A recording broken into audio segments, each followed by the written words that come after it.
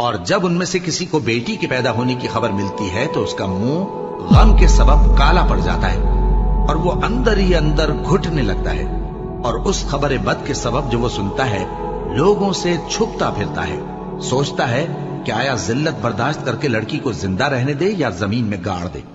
دیکھو یہ جو تجویز کرتے ہیں بہت بری ہے۔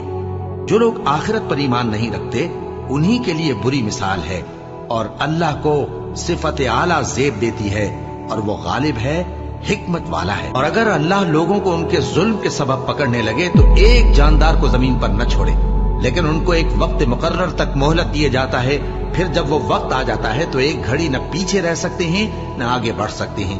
اور یہ اللہ کے لیے ایسی چیزیں تجویز کرتے ہیں جن کو خود ناپسند کرتے ہیں، اور زبان سے جھوٹ بکے جاتے ہیں کہ ان کو قیامت کے دن بھلائی یعنی نجات ہوگی۔ کچھ شک نہیں کہ ان کے لیے دوزخ کی آگ تیار ہے۔